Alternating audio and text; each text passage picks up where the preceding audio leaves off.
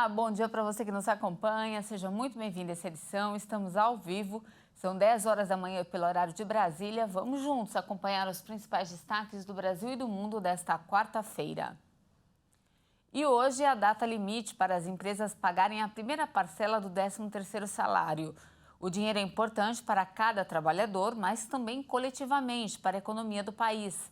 O pagamento vai injetar quase 250 bilhões de reais no mercado, o que representa 2,6% do PIB brasileiro.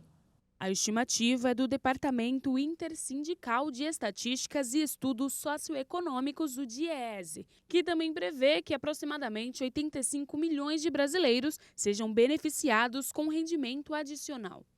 O valor médio para o brasileiro é de R$ 2.672. O benefício deve injetar mais de 249 bilhões na economia brasileira, montante que representa quase 2,6% do Produto Interno Bruto, o PIB do país. O dinheiro extra deve ser usado principalmente para quitar dívidas, comprar presentes de Natal ou até mesmo investir. Lembrando que a lei determina que as empresas têm até o dia 30 para pagar a primeira parcela do 13º. O benefício é exclusivo para trabalhadores com carteira assinada. O pagamento deve ser no mínimo a metade do salário. Já a segunda parcela tem como data limite o dia 20 de dezembro. Quem tiver trabalhado o ano inteiro recebe o valor inteiro. Já aqueles que não cumpriram os 12 meses, o pagamento será proporcional ao período trabalhado.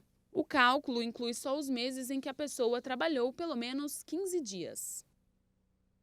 E subiu para 2 o número de mortos nos deslizamentos na BR-376 até o momento. Outras 5 pessoas ficaram feridas. Mais de 15 veículos podem ter sido soterrados e as buscas por vítimas entram hoje no segundo dia. Segundo a Defesa Civil, parte da estrada ainda corre o risco de desabar. Os bombeiros continuam nos trabalhos de busca pelos desaparecidos dos deslizamentos causados pela chuva forte desta segunda-feira em Guaratuba, na BR-376. No momento, se estima que 15 automóveis e 6 caminhões estão soterrados nas pistas, que continuam interditadas nos dois sentidos. Ainda não está confirmado o número de desaparecidos, mas as equipes de resgate e remoção de materiais estão trabalhando junto com geólogos e o tempo continua instável no local. Na tarde da segunda-feira, aconteceu o primeiro desbarrancamento, que causou um bloqueio na pista para os motoristas que cruzavam a rodovia 376, no quilômetro 669. À noite, veículos que estavam parados por conta do primeiro deslizamento foram pegos de surpresa quando aconteceu o segundo desabamento. As equipes estão tentando chegar até possíveis vítimas do desastre com vida. Ao todo, as equipes de força-tarefa entre bombeiros, geólogos e socorristas somam cerca de 60 pessoas do Paraná e de Santa Catarina trabalhando. O Corpo de Bombeiros afirma que as chuvas confirmadas para os próximos dias poderiam dificultar os trabalhos, mas que a equipe irá trabalhar 24 horas por dia para o resgate completo das vítimas do desastre. Bom, e agora vamos falar do tempo. Hoje o dia será marcado por chuvas espalhadas em boa parte do país. Os alertas para deslizamentos continuam altos no litoral, desde o sul até o nordeste. Foram registradas enchentes nos estados de Santa Catarina, São Paulo, Paraná, Espírito Santo e Bahia. Agora vamos com a câmera 10 lá fora. Essas são imagens ao vivo da capital paulista. O céu amanheceu nublado e com poucas aberturas de sol. De volta comigo? Vamos conferir aí a previsão do tempo para algumas cidades do país.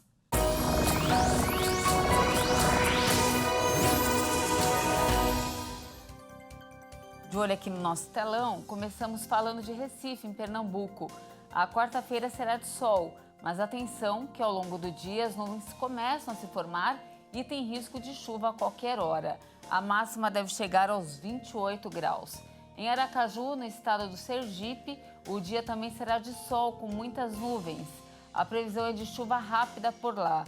A máxima deve alcançar os 28 graus também. Para finalizar, voltamos a falar aqui de São Paulo. Aqui na capital, o dia será aquele clássico, sol com pancada de chuva pela tarde e à noite. E a máxima também deve chegar aos 28 graus. No destaque internacional, o FMI, que é o Fundo Monetário Internacional, alertou que pode revisar para baixo as projeções de crescimento da China. As afirmações foram feitas em meio às manifestações contra as medidas anti-Covid, que têm provocado impactos significativos na economia do país. O alerta foi feito nesta terça-feira pela diretora da entidade, Kristalina Georgieva. Risks are on the downside. In other words, os riscos são de baixa. Em outras palavras, embora estejamos projetando um crescimento de 3,2% para este ano e 4,4% para o ano que vem, existe de fato a possibilidade de que neste momento de incerteza muito alta tenhamos que revisar essas projeções para baixo. Para Georgieva, os dois aspectos que provocariam essa redução do crescimento são a Covid-19 e as dificuldades do setor imobiliário. Mas a chefe do FMI ressaltou que a China tem uma margem de manobra orçamentária para estimular sua economia e enfrentar qualquer pressão, inclusive uma redução do crescimento. E antes de encerrar, vamos falar de esporte. Chegou a hora de falar da Copa do Catar.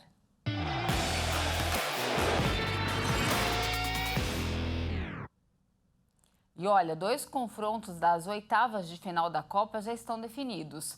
A Holanda vai enfrentar os Estados Unidos e a Inglaterra disputará outra vaga contra o Senegal. Veja agora um resumo dos jogos de ontem. Sem muitas dificuldades, a Holanda venceu o Catar por 2-0 e confirmou a classificação em primeiro lugar do Grupo A. Os gols foram marcados por Cody Gakpo e Frank de Jong. Para o Catar, a primeira participação em Copas não deixa de ser uma decepção, depois de 3 partidas sem nenhuma vitória e apenas um gol marcado.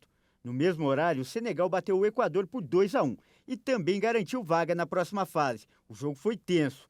Ismaïla Sarr abriu o placar para Senegal. Moisés Caicedo empatou para o Equador, mas o zagueiro Kalidou Koulibaly fez o gol da vitória para os senegaleses. À tarde, os Estados Unidos venceram o Irã por 1-0 e também passaram para as oitavas de final. O único gol da partida saiu no final do primeiro tempo. Christian Pulisic, que joga no Chelsea da Inglaterra, foi quem marcou. E por fim, a Inglaterra passou com tranquilidade pelo país de Gales e também se classificou. O jogo terminou 3-0 para os ingleses, com 2 gols marcados por Rashford e o outro por Phil Foden.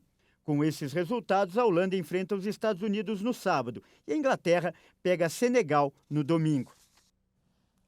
Não temos mais tempo, essa edição fica por aqui. Agradeço demais a sua companhia. Eu volto às 11 da manhã falando sobre a festa de Natal da Igreja Internacional da Graça de Deus.